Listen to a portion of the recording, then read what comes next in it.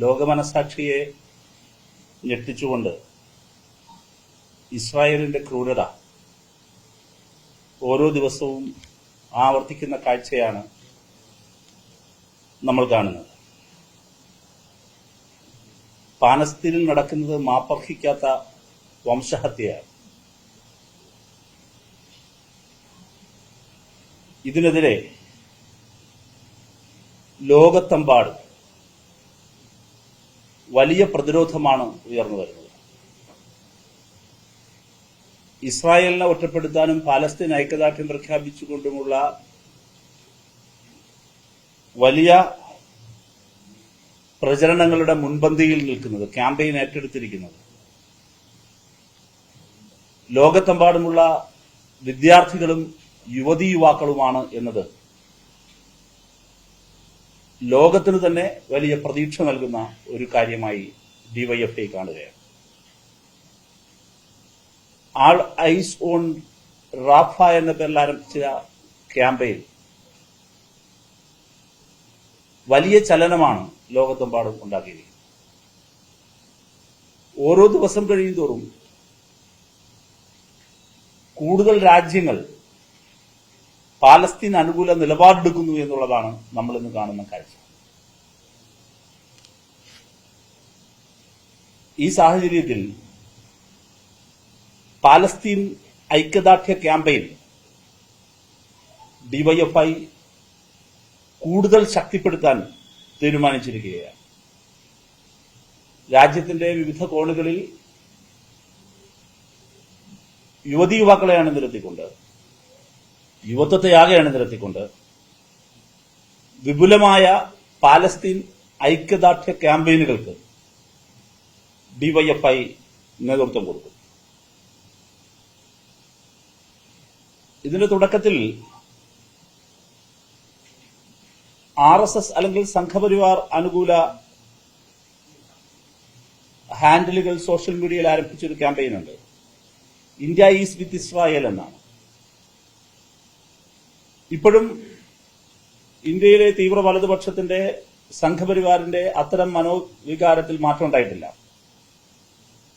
കുഞ്ഞുങ്ങളുടെ കൂട്ടക്കുരുതിയിൽ ആനന്ദിക്കുന്ന മാനസികാവസ്ഥയാണ് ഇന്ത്യൻ സംഘപരിവാരത്തിനുള്ളത്. കുഞ്ഞുങ്ങളെയാണ് കൂട്ടക്കൊല നടത്തുന്നത്. ആ കുഞ്ഞുങ്ങളുടെ കൂട്ടക്കുരുതിയിൽ ഇപ്പോഴും RSS ആനന്ദിക്കുന്നതാണ് കാണാൻ കഴിയുന്നത്. സാധാരണ ഒരു മനുഷ്യനും അത് സാധിക്കുകയില്ല. അപ്പോൾ ഇന്ത്യയിൽ നമ്മൾ നടത്തുന്ന ഈ ക്യാമ്പയിൻ ഇതുകൂടി തുറന്നു കാട്ടിക്കൊണ്ടുള്ള ക്യാമ്പയിനായിരിക്കും ഡിവൈഎഫ്ഐ നേതൃത്വം കൊടുക്കുക. ഇതിനോട് ചേർത്ത് പറയാനുള്ളൊരു കാര്യം, പാലസ്തീന് വേണ്ടി ലോകത്തെമ്പാടും നിന്ന് നിർഭയമായ ശബ്ദമുയരുമ്പോഴും ഇന്ത്യൻ പൊളിറ്റിക്സിലെ സെന്റർ റൈറ്റ് എന്ന് പറയാവുന്ന കോൺഗ്രസ് ഇത് സംബന്ധിച്ച് ഇപ്പോഴും ബുദ്ധിപൂർവമായ മൗനം അവലംബിക്കുന്നു എന്നുള്ളത് അത്ഭുതപ്പെടുത്തുന്ന കാര്യമാണ്. അതുകൊണ്ട് നമ്മുടെ രാജ്യത്തിന്റെ പൈതൃകം ഉയർത്തിപ്പിടിച്ചുകൊണ്ടും ഉയർന്ന ജനാധിപത്യ ബോധത്താലും വലിയ തോതിൽ പാലസ്തീൻ അനുകൂലമായ ഐക്യദാർഢ്യ പ്രകടനങ്ങൾക്ക് രാഷ്ട്രീയത്തിനതീതമായി രാജ്യത്തെ മുഴുവൻ മനുഷ്യർക്കും ബാധ്യതയുണ്ട്. മാധ്യമങ്ങൾക്ക്, വ്യത്യസ്ത സംഘടനകൾക്ക്, വ്യക്തികൾക്ക്, ചലച്ചിത്രകാരന്മാർക്ക്, ഇവർക്കെല്ലാം വലിയ ബാധ്യതയുണ്ട്. ക്യാൻ അന്താരാഷ്ട്ര ചലച്ചിത്രോത്സവ വേദിയിൽ മലയാളികളായ താരങ്ങൾ തന്നെ ഉയർത്തിയ പ്രതിരോധം ലോകശ്രദ്ധയെ ആകർഷിച്ചിരുന്നു. ഡിവൈഎഫ്ഐ അത്തരത്തിലുള്ള ധീരമായ പാലസ്തീൻ അനുകൂല പ്രതികരണങ്ങളെ സ്വാഗതം ചെയ്യുകയാണ്. അപ്പോൾ ഈയൊരു പശ്ചാത്തലത്തിൽ എല്ലാവർക്കുടെയും ബാധ്യത നിർവഹിക്കാൻ ഞങ്ങൾ തയ്യാറാകുന്നു. ഇടതുപക്ഷം തുടർച്ചയായി തയ്യാറാകുന്നു. ഇപ്പൊ ഞങ്ങളിത് പറയുമ്പോൾ എത്ര ഘട്ടം കഴിഞ്ഞു ഇതിനകം തന്നെ. അടുത്തൊരു ഘട്ടത്തിലേക്ക് ഈ പാലസ്തീൻ ഐക്യദാർഢ്യ ക്യാമ്പയിൻ പോകുന്നു എന്നുള്ളതാണ് ഇന്നത്തെ വാർത്താ സമ്മേളനത്തിന്റെ സവിശേഷത. പക്ഷെ ഇപ്പോഴും അതിന് തയ്യാറ് പോലും ആകാതിരിക്കുന്നവർ എന്ത് പക്ഷമാണ് ചേരുന്നത്? ഈ കുഞ്ഞുങ്ങളെ കൊല്ലുന്നവർക്കൊപ്പമാണോ എന്ന് വ്യക്തമാക്കാൻ തയ്യാറാവണം. ഇതാണ് പാലസ്തീൻ ഐക്യദാർഢ്യ ക്യാമ്പയിനുമായി ബന്ധപ്പെട്ട് പറയാനുള്ള ഒരു കാര്യം. വേറൊരു കാര്യം, കഴിഞ്ഞ ദിവസം സംഭവിച്ച ഇന്ത്യയുടെ പ്രധാനമന്ത്രിയുടെ നാവിൽ നിന്ന് ഒരിക്കലും വരാൻ പാടില്ലാത്ത ഒരു പരാമർശം ഗാന്ധിയെക്കുറിച്ചുണ്ടായി. ചരിത്രത്തിലെ ഏറ്റവും വലിയ ഗാന്ധി നിന്ദയാണ് ശ്രീ നരേന്ദ്രമോദി നടത്തിയത്. ശ്രീ നരേന്ദ്രമോദി രാജ്യത്തോട് നിരുപാധികം മാപ്പ് പറയാൻ തയ്യാറാണ്. ഗാന്ധി എന്ന സിനിമയിലൂടെയാണ് ഗാന്ധിയെ ലോകമറിഞ്ഞത് എന്നാണ് അദ്ദേഹം ഇപ്പോൾ ഗാന്ധിയെ താഴ്ത്തിക്കെട്ടാൻ ശ്രമിച്ചത്. ഗാന്ധി സിനിമയിലൂടെയാണ് ഗാന്ധിയെ ലോകമറിഞ്ഞത് എന്നല്ല അദ്ദേഹം പറയേണ്ടിയിരുന്നത്. മറിച്ച് ഗാന്ധി വധത്തെ തുടർന്ന് RSSനെ നിരോധിച്ചപ്പോഴാണ് RSSനെ ലോകമറിഞ്ഞത് എന്നായിരുന്നു അദ്ദേഹം പറയേണ്ടിയിരുന്നത്. അതാണ് ചരിത്ര യാഥാർത്ഥ്യം. ഗാന്ധി അതിനു മുമ്പേ തന്നെ ലോകത്തിനറിയാം. ഗാന്ധി അദ്ദേഹത്തിന്റെ പ്രബുദ്ധമായ രാഷ്ട്രീയ പ്രവർത്തനം ആരംഭിക്കുന്നത് അത് ദക്ഷിണാഫ്രിക്കയിൽ വെച്ചാണ്. അദ്ദേഹത്തിന്റെ എല്ലാ സമര പരീക്ഷണങ്ങളും സമരരീതികളുടെ പരീക്ഷണങ്ങളും പിറവിയെടുക്കുന്നത് ദക്ഷിണാഫ്രിക്കയിൽ വെച്ചാണ്. ആ ചരിത്രഘട്ടങ്ങളെല്ലാം തന്നെ ഇന്ത്യക്കും ലോകത്തിനും സുപരിചിതമായ ലിഖിത ചരിത്രമാണ്. അദ്ദേഹം ഇന്ത്യയിലേക്ക് മടങ്ങി വന്നതിന് ശേഷം ഇന്ത്യയുടെ സ്വാതന്ത്ര്യ സമരത്തിന്റെ ദേശീയ പ്രസ്ഥാനത്തിന്റെ നേതൃനിരയിലേക്ക് കടന്നു വരികയാണ് ചെയ്തത്. ഇന്ത്യൻ ദേശീയ പ്രസ്ഥാനത്തെക്കുറിച്ച് വായിക്കുന്ന ഏതൊരാൾക്കും അറിയാം, ഗാന്ധിയുടെ വരവിന് ശേഷവും ഗാന്ധിയുടെ വരവിന് മുൻപും എന്ന് സ്വാതന്ത്ര്യ സമര ചരിത്രത്തിൽ തന്നെ നമ്മൾ വേർതിരിച്ചു പറയാറുണ്ട്. അപ്പോൾ ഗാന്ധി അന്താരാഷ്ട്ര തലത്തിൽ ഗാന്ധി വളരെ വ്യക്തിമുദ്ര പതിപ്പിച്ചതിന് ശേഷമാണ് യഥാർത്ഥത്തിൽ ഇന്ത്യൻ രാഷ്ട്രീയത്തിലേക്ക്, ഇന്ത്യൻ ദേശീയ പ്രസ്ഥാനത്തിലേക്കും അദ്ദേഹം കടന്നു വരുന്നത്. അദ്ദേഹം ദക്ഷിണാഫ്രിക്കയിലാകട്ടെ ഇന്ത്യയിലാകട്ടെ അദ്ദേഹത്തിന്റെ പ്രവർത്തനം സാമ്രാജ്യത്വ വിരുദ്ധമായിരുന്നു. അദ്ദേഹത്തിന്റെ പ്രവർത്തനം മനുഷ്യപക്ഷത്ത് ചേർന്നതായിരുന്നു. എല്ലാത്തരം വിവേചനങ്ങൾക്കും എതിരായിരുന്നു. അപ്പാർത്തൈഡിനെതിരായ മഹാസമരമാണല്ലോ അദ്ദേഹം അവിടെ നടത്തിയത്. വർണ്ണവിവേചനത്തിനെതിരായ സമരമായിരുന്നല്ലോ. ഇന്ത്യയിലും അദ്ദേഹം ചെയ്തതാണല്ലോ. ഈശ്വര അല്ലാത്തവരെ നാം എല്ലാ മനുഷ്യരെയും ചേർത്തുവെക്കാനാണ് അദ്ദേഹം ശ്രമിച്ചത്. മോദിക്കത് മനസ്സിലാക്കില്ല. കാരണം ഗാന്ധി മറ്റേതെങ്കിലും സന്ദർഭത്തിൽ ഗാന്ധി വെറുപ്പിന്റെയോ വിദ്വേഷത്തിന്റെയോ പ്രവാചകനായി മാറിയിട്ടില്ല, പ്രചാരകനായി മാറിയിട്ടില്ല. ഗാന്ധി എല്ലായ്പ്പോഴും മനുഷ്യരെ ചേർത്തു നിർത്താനാണ് ശ്രമിച്ചത്. അപ്പോൾ വെറുപ്പിന്റെയും വിദ്വേഷത്തിന്റെയും ബ്രാൻഡ് അംബാസിഡറായ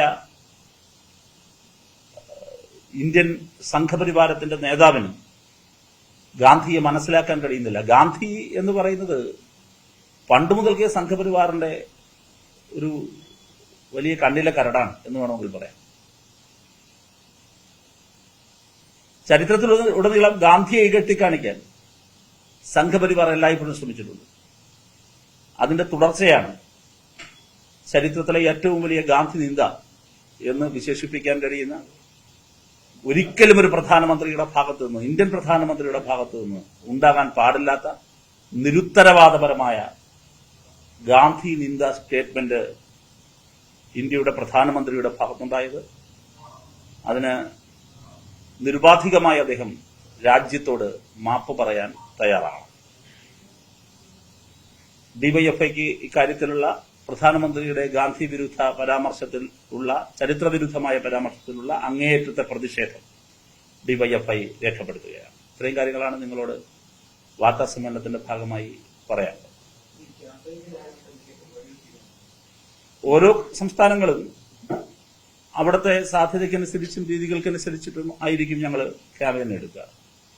കാലാവസ്ഥയും എല്ലാം നോക്കിയിട്ടായിരിക്കും. ഓരോ സ്ഥലത്തും പലതരത്തിലുള്ള സങ്കീർണതകളുണ്ടല്ലോ. ഏതായാലും ഈ മുദ്രാവാക്യം ഉയർത്തി പാലസ്തീൻ ഐക്യദാർഢ്യ സദസ്സിലേക്ക് എല്ലാ വിഭാഗം ആളുകളെയും അണിനിരത്താനുള്ള ശ്രമമായിരിക്കും ഞങ്ങൾ നടത്തുക. ഡിവൈഎഫ്ഐയുടെ കേരള സംസ്ഥാന നേതൃത്വം ആലോചിക്കുന്നുണ്ട് അടുത്ത ഘട്ട പരിപാടി. ഇതിനകം തന്നെ ഡിവൈഎഫ്ഐ, SFI, അഖിലേന്ത്യാ ജനാധിപത്യ മഹിളാ അസോസിയേഷൻ സംയുക്തമായി 14 ജില്ലാ ആസ്ഥാനങ്ങളിലും വിപുലമായ ക്യാമ്പയിൻ നടത്തിയിരുന്നു ഈ തെരഞ്ഞെടുപ്പിന് ശേഷം, ഈ റീസെന്റ്. അതിനുശേഷമാണ് അന്താരാഷ്ട്ര നീതിന്യായ കോടതിയുടെ വിധി വരുന്നു. ഇതെല്ലാം അവസാനിപ്പിക്കുന്നത് അന്താരാഷ്ട്ര നീതിന്യായ കോടതിയുടെ വിധിക്ക് ശേഷം ഉണ്ടായ ഡെവലപ്മെന്റാണ് ഈ കഴിഞ്ഞ ദിവസങ്ങളിൽ വ്യാപകമായി കുഞ്ഞുങ്ങളെ ഉൾപ്പെടെ കൂട്ടക്കുരുതി ചെയ്യുന്ന ലാസ്റ്റ് ദിവസങ്ങളിലെ എപ്പിസോഡ്. അതിനുശേഷമാണ് ഈ പറഞ്ഞ വലിയ ക്യാമ്പയിൻ ലോകമാകെ വീണ്ടും ശക്തിപ്പെടുന്നത്. അപ്പോൾ പുതിയ പശ്ചാത്തലത്തിൽ വലിയ ശക്തമായ ക്യാമ്പയിൻ വീണ്ടും ആവശ്യമായി വന്നിരിക്കും. ഇതാണ് ഞങ്ങൾ പിന്നെ ഈ ഗാന്ധി വിരുദ്ധ പ്രസ്താവനയുമായി ബന്ധപ്പെട്ട് സോഷ്യൽ മീഡിയയിലും മാധ്യമങ്ങളിലും പ്രമുഖരുൾപ്പെടെയുള്ളവർ വലിയ പ്രതിഷേധം രേഖപ്പെടുത്തി. ഒരു പരസ്യ പ്രതിഷേധമോ ക്യാമ്പയിനോ അങ്ങനെ ഒന്ന് തുറന്നു കാട്ടാൻ ഗാന്ധിയുടെ ഈ മോദിയുടെ ഈ ഗാന്ധി വിരുദ്ധ പരാമർശം തുറന്നു കാട്ടാൻ ഉള്ള അങ്ങനത്തെ ഒരു ക്യാമ്പയിൻ ഏറ്റെടുക്കുന്നത് ഇല്ല. ഞങ്ങൾ ഇത് സംബന്ധിച്ചിപ്പോ പറഞ്ഞല്ലോ, ജനങ്ങൾക്ക് ഇത് അറിയാവുന്ന കാര്യമാണ്. മോദി നടത്തിയ ഈ തെരഞ്ഞെടുപ്പ് കാലഘട്ടത്തിൽ നടത്തിയ നിരുത്തരവാദപരമായ ഒട്ടനവധി സ്റ്റേറ്റ്മെന്റുകളുടെ കൂട്ടത്തിലുള്ള ഒരെണ്ണമാണ്. അത് തുടർച്ചയായി ജനങ്ങളുടെ മുമ്പിൽ തുറന്നു കാണിക്കുകയാണ്. ആ പൊളിറ്റിക്കൽ എക്സർസൈസ് തന്നെയാണ് ഞങ്ങൾ ഇതും ചെയ്യുന്നത്. ശക്തമായി ജനങ്ങളുടെ മുമ്പിൽ തുറന്നു കാണിക്കുക, ഇത്തരക്കാരെ ഒറ്റപ്പെടുത്തുക, ഗാന്ധി എന്താണ് എന്ന് വീണ്ടും വീണ്ടും ജനങ്ങളുടെ മുമ്പിൽ ആവർത്തിച്ച് ഓർമ്മപ്പെടുത്തുക, പറയുക. ഗാന്ധി മുമ്പോട്ട് വെച്ച മുദ്രാവാക്യം എന്തായിരുന്നു, സന്ദേശം എന്തായിരുന്നു? എന്റെ ജീവിതമാണ് എന്റെ സന്ദേശം ഗാന്ധി ആവർത്തിച്ച് പറഞ്ഞത്. എന്താണ് അദ്ദേഹത്തിന്റെ ജീവിതം നൽകിയ സന്ദേശം? വെടിയേറ്റ് വീഴുമ്പോൾ പോലും അദ്ദേഹം എവിടെയായിരുന്നു വെടിയേറ്റ് വീണത്? അവസാന ഘട്ടത്തിൽ പോലും അദ്ദേഹം കർമ്മനിരതനായിരുന്നത് മതസൗഹാർദ്ദത്തിന്റെ വേദിയിലായി. വ്യത്യസ്ത മതവിഭാഗങ്ങളെ ചേർത്ത് നിർത്തിക്കൊണ്ട് അത്തരമൊരു വേദിയിൽ വെച്ചാണ് സർവമത പ്രാർത്ഥന യോഗത്തിലേക്ക് പോകുമ്പോഴാണ് അദ്ദേഹം വെടിയേറ്റ് വീഴുന്നത്. അവസാന ചുവട് പോലും ഇന്ത്യയുടെ സെക്കുലർ ഇന്ത്യയെ പിടിച്ചു നിർത്താനുള്ള, മനുഷ്യ മനസ്സുകളെ ചേർത്ത് നിർത്താനുള്ള ശ്രമത്തിനിടയിലാണല്ലോ അദ്ദേഹം വെടിയേറ്റ് വീഴുന്നത്, രക്തസാക്ഷിത്വം വരിക. അപ്പൊ അത് ജനങ്ങളോട് ആവർത്തിച്ച് പറയുക എന്നുള്ളതാണ് ഞങ്ങൾ കാണുന്നത്.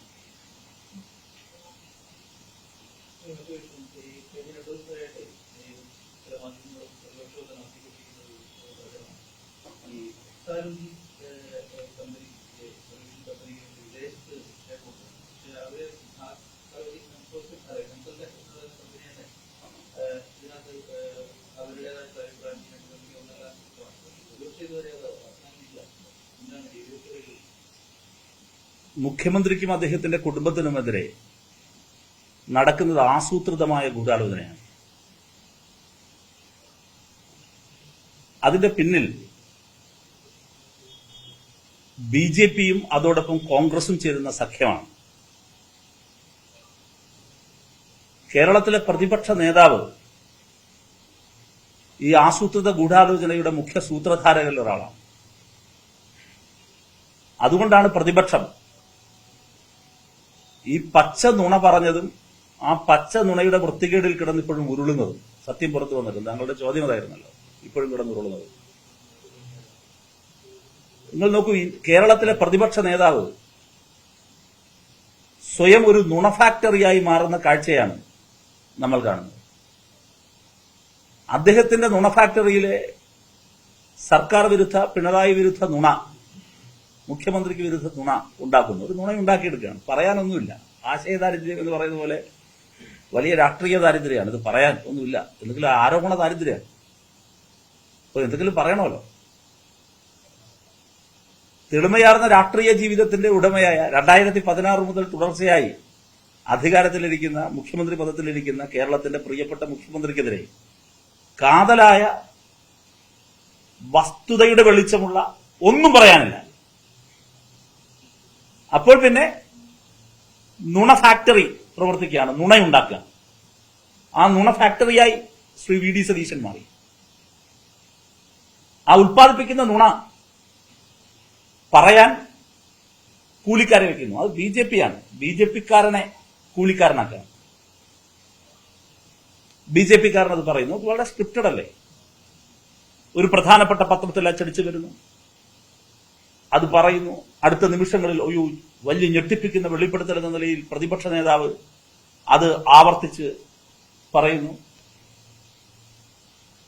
മിനിറ്റുകൾക്കകം ഇത് തെറ്റാണെന്ന് കേരളത്തിലെ മുഴുവൻ ദൃശ്യമാധ്യമങ്ങളും തന്നെ അത് വെളിച്ചത്ത് കൊണ്ടുവരുന്നു, വലിയ ചർച്ച ഉയർന്നു വരുന്നു, പ്രതിരോധത്തിലാവും. എന്നിട്ടും ഒരു തരത്തിലും അത് പിൻവലിക്കാൻ തയ്യാറാകുന്നില്ല. ഇനി ഈ ദുബായ് ബേസ്ഡായ ഈ കമ്പനിയുടെ ഉത്തരവാദിത്തപ്പെട്ടവർ തന്നെ നേരിട്ട് മാധ്യമങ്ങളെ സമീപിച്ചിട്ട് പറയുകയാണ് അങ്ങനെയില്ല, അവർ തന്നെ വ്യക്തമാക്കുന്നു, എന്നിട്ടും മാറുന്നില്ല. അതിന്റെ കാരണം എന്താണ്? ഇത് ആസൂത്രിതമാണ്. വളരെ ആസൂത്രിതമായി മുഖ്യമന്ത്രിയെയും അദ്ദേഹത്തിന്റെ കുടുംബത്തിനെതിരെയും അപവാദ പ്രചരണങ്ങൾക്കായി ആസൂത്രിതമായ ഗൂഢാലോചനയുണ്ട്. അത് ഇടതുപക്ഷത്തിനെതിരായ നീക്കാണ്, ഈ ഗവൺമെന്റിനെതിരായ നീക്കാണ്. അത് RSSന്റെ അജണ്ടയാണ്, BJPയുടെ അജണ്ടയാണ്. ആ BJP അജണ്ട കോൺഗ്രസുമായി ചേർന്ന് നടപ്പിലാക്കുന്ന ഒരു കമ്പൈൻഡ് പ്രൊജക്റ്റാണ്. അത് വ്യക്തമാക്കുന്നതാണ്. ഈ ആരോപണം വളരെ നേരത്തെയുള്ളതാണ്. ഇവർ ഒരുമിച്ച് ചേർന്ന് ഒക്കെ ചങ്ങായിമാരാണ് എന്നുള്ള വളരെ കൃത്യമായ ആരോപണത്തെ ഒന്നുകൂടി അരക്കിട്ടുറപ്പിക്കുന്ന കാഴ്ചയാണ് ഈ സംഭവത്തിൽ ഉണ്ടായിരിക്കുന്നത്.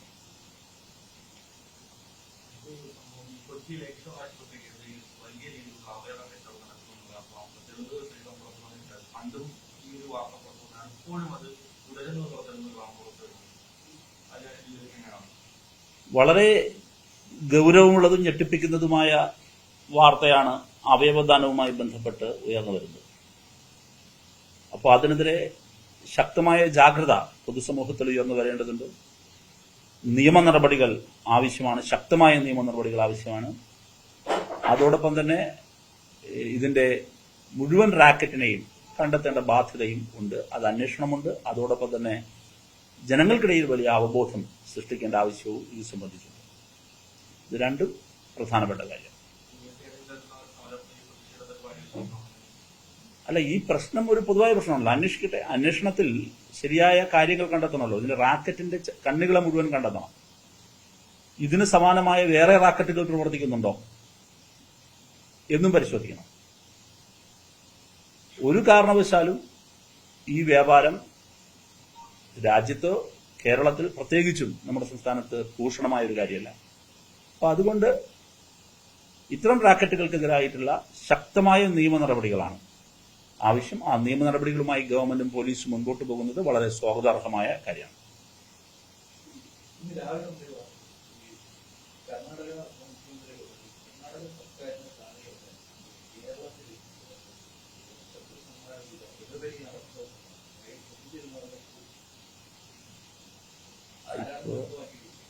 അത് DK ശിവകുമാർ രാവിലെ പറഞ്ഞത് ഇപ്പോൾ TV കാണാമായിരുന്നു. അപ്പോൾ ശിവകുമാർ അത് BJPയോ അല്ലെങ്കിൽ വേറെ രാഷ്ട്രീയ എതിരാളികളെയോ ആരോപിക്കുന്നില്ല. ഇത് കോൺഗ്രസ് തന്നെ പരസ്പരം ശത്രുക്കളുടെ കൂടാരമായി മാറി. ഇപ്പോ DK ശിവകുമാർ ഇത് പറഞ്ഞു കേരളത്തിലാണ്. അപ്പോൾ കേരളത്തിലെ നേതാക്കൾക്കെതിരായ ശത്രുസംഹാര പൂജ കേരളത്തിൽ തന്നെയാണോ നടക്കുന്നത്? അതെ, കേരളത്തിന് പുറത്ത് കർണാടകയിലാണ്. അതിന് വരും ദിവസങ്ങൾ അറിയുന്നുണ്ട്. ശിവകുമാർ അത് വ്യക്തമാക്കണം. ഇപ്പൊ എന്തായാലും കഴിഞ്ഞ കുറച്ച് ദിവസങ്ങൾക്ക് മുമ്പാണ് ഈ മത്സരിച്ച കോൺഗ്രസിന്റെ ഒരു സ്ഥാനാർത്ഥി സിറ്റിംഗ് MP അദ്ദേഹത്തിനെതിരെ ആരോ കൂടോത്രം ചെയ്തു എന്ന നിലയിലുള്ള ഒരു വർത്തമാനമുണ്ട്. ഇപ്പോൾ ശത്രുസംഹാര പൂജ, പിന്നെ കൂടോത്ര പരിപാടികൾ, ഇതെല്ലാം തന്നെ കോൺഗ്രസിനകത്ത് ഇപ്പോൾ വളരെ സജീവമായിക്കൊണ്ടിരിക്കുകയാണ്. ഏതായാലും DK ശിവകുമാറിന്റെ ഈ വെളിപ്പെടുത്തലിന്റെ പശ്ചാത്തലത്തിൽ ശ്രീ K സുധാകരനെല്ലാം ഒരു മുൻകരുതൽ എടുക്കുന്നത് നല്ലതാണ്. പരസ്പരം മുൻകരുതലുകൾ എടുത്തോട്ടെ കോൺഗ്രസുകാർ എന്ന് മാത്രമേ പറയാനുള്ളൂ. കാരണം ഒരു വാർത്താ സമ്മേളനത്തിൽ തന്നെ സുധാകരൻ സതീശനെയും സതീശൻ സുധാകരനോടുമൊക്കെയുള്ള പെരുമാറ്റം നമ്മൾ കണ്ടതാണ്. ഇപ്പൊ ശത്രുത എത്രത്തോളമാണ് കോൺഗ്രസിനകത്ത് എന്ന് കാണുന്നത്. എനിക്ക് മനസ്സിലാക്കേണ്ട കാര്യം, രാജ്യം വളരെ നിർണായകമായൊരു ഘട്ടത്തിലൂടെ കടന്നു പോകുമ്പോഴാണ് രാജ്യത്തിന്റെ ഭാവി എന്ത് എന്നതിനെ സംബന്ധിച്ച് ആശങ്കകൾ ഉയരുന്ന സന്ദർഭത്തിലാണ് കോൺഗ്രസിനെ പോലൊരു പാർട്ടി പരസ്പരം ശത്രുസംഹാര പൂജകളും കൂടോത്രവുമായി നടക്കുന്നത് എന്നുള്ളതാണ് ഇതിലെ രാഷ്ട്രീയ വിദ്യാർത്ഥികൾ വായിക്കേണ്ട പാഠം എന്നാണ് എനിക്ക് തോന്നുന്നത്. കോൺഗ്രസ് ഇങ്ങനെ അധപതിച്ചു പോയല്ലോ, അതോർത്ത് പരിതപിക്കുകയേ വഴിയുള്ളൂ.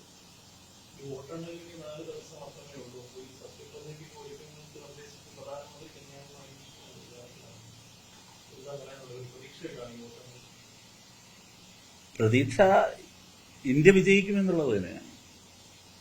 രാജ്യത്ത് വലിയ പതനത്തിലേക്കും പരാജയത്തിലേക്കും NDA പോകും, BJP പോകും. അത് ഇതിനകം തന്നെ വ്യക്തമായി കഴിഞ്ഞ കാര്യമാണ്. ഓരോ ഘട്ട തിരഞ്ഞെടുപ്പ് കഴിഞ്ഞപ്പോഴും വലിയ തോതിൽ ഈ ഗവൺമെന്റ് പ്രതിരോധത്തിലാകുന്ന കാഴ്ചയാണ് നമ്മൾ കണ്ടുകൊണ്ടിരുന്നത്. ആ പ്രതിരോധത്തിലായപ്പോഴാണ് പിടിവിട്ട ആരോപണങ്ങൾ അദ്ദേഹം ഉന്നയിക്കാൻ തയ്യാറായത്. വലിയ തോതിലുള്ള വർഗീയ മുസ്ലിം വിരുദ്ധത, വർഗീയത, വോട്ട് ജിഹാദ് എന്തെല്ലാമാണ് അദ്ദേഹത്തിന്റെ പ്രചരണം. ജനങ്ങളെ ബാധിക്കുന്ന ഏതെങ്കിലും ഒരു പ്രശ്നത്തിൽ തന്റെ ഗവൺമെന്റ് 2014 മുതൽ എടുത്ത എന്തെങ്കിലും ഒരു കാര്യത്തെക്കുറിച്ച് പറഞ്ഞു. ഇപ്പോ ഉദാഹരണത്തിന് അഗ്നിപത്ത്. നമ്മുടെ ഉത്തരേന്ത്യൻ ഗ്രാമങ്ങളിൽ പ്രത്യേകിച്ചും കേരളത്തിൽ സൈനിക മേഖലയിലേക്കുള്ള റിക്രൂട്ട്മെന്റ് നടക്കുന്നില്ല. വലിയ ആശങ്കയാണ്. അഗ്നിപത്ത് പുനരാലോചനയ്ക്ക് വിധേയമാക്കുന്നു എന്ന പത്രവാർത്ത കഴിഞ്ഞ ദിവസം സൈനിക വൃത്തങ്ങളെ ഉദ്ധരിച്ചുകൊണ്ടൊരു പത്രം ഡൽഹിയിൽ നിന്ന് റിപ്പോർട്ട് ചെയ്ത് ഞാൻ വായിച്ചു. ഈ വിഷയത്തിൽ, അഗ്നിപഥിന്റെ വിഷയത്തിൽ, തൊഴിലില്ലായ്മയുടെ വിഷയത്തിൽ, വിലക്കയറ്റത്തിന്റെ വിഷയത്തിൽ കർഷക രോഷമാണ് ഈ തെരഞ്ഞെടുപ്പിൽ ഏറ്റവും അധികം. കർഷകരുടെയും യുവജനങ്ങളുടെയും വലിയ രോഷമാണ് ഈ തെരഞ്ഞെടുപ്പിലുടനീളം പ്രതിഫലിച്ചത്.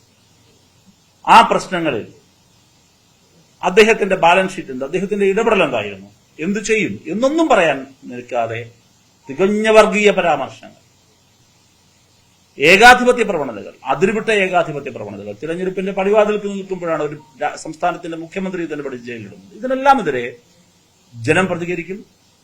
ഇന്ത്യൻ ജനാധിപത്യം അതിന്റെ കരുത്തു കാണിക്കും.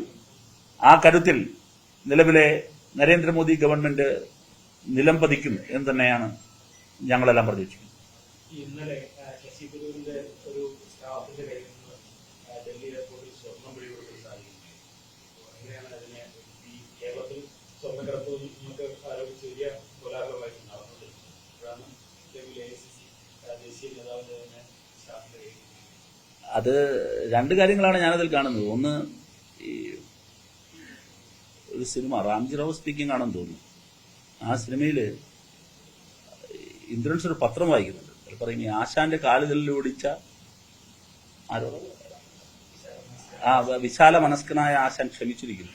ഈ വാർത്തയോട് ഇന്നലെ കേരളത്തിലെ മാധ്യമങ്ങൾ വിശാല മനസ്കതയോടെ ക്ഷമിച്ചതാണ് അതിൽ ഒന്നാമത്തെ പൊളിറ്റിക്കൽ പോയിന്റ്. ഇത് തിരിച്ച് അല്ല ഡിവൈഎഫ്ഐയുടെ മേഖലാ സെക്രട്ടറിയുടെ കുഞ്ഞമ്മയുടെ മരുമകനോ മറ്റോ ആയിരുന്നുവെങ്കിൽ എന്തായിരിക്കുമായിരുന്നു ഇന്നലെ? വിശാല മനസ്കരായ ആശാന്മാർക്ക് നല്ല നമസ്കാരം. അതൊന്ന്. രണ്ട്, ബിരിയാണി ചെമ്പ്, പിന്നെ വേറെന്തൊക്കെയായിരുന്നു ഇവിടെ പറഞ്ഞിട്ടുണ്ട്, ഖുറാൻ, പിന്നെ ഈത്തപ്പഴത്തിന്റെ കുരുവിന് പകരം, ഇതൊക്കെ ആയിരുന്നല്ലോ ഇവിടുത്തെ നരേഷൻ. ആ നരേഷൻ ഇപ്പൊ എന്തായി? എവിടെ എത്തി നിൽക്കുകയാണ്? അന്വേഷിക്കട്ടെ അതിലുണ്ടായ സംഭവങ്ങൾ. ഇപ്പോൾ അതെല്ലാം ശശി തരൂരിന്റെ അറിവോടെയാണെന്ന് ഞാൻ പറയുന്നില്ല, അങ്ങനെ പറയാൻ പാടില്ല. അതൊക്കെ അന്വേഷിച്ച് കണ്ടെത്തേണ്ട കാര്യമാണ്. അവരുടെ നിലവാരത്തിലേക്കൊന്നും ഞങ്ങളാരും പോയി തരണ്ടാകില്ല. അദ്ദേഹത്തിന്റെ പേഴ്സണൽ സ്റ്റാഫ് നടത്തിയിട്ടുള്ള ഒരു തെറ്റാണ് എങ്കിൽ അത് പരിശോധിക്കട്ടെ. പരിശോധിച്ച അന്വേഷണ സംഘം അതിന്റെ, ഞാൻ നേരത്തെ പറഞ്ഞതുപോലെ, റാക്കറ്റുകളെ കണ്ടെത്തട്ടെ. അങ്ങനെ പറയാനുള്ള സമചിത്തത ഞങ്ങൾക്കുണ്ട്.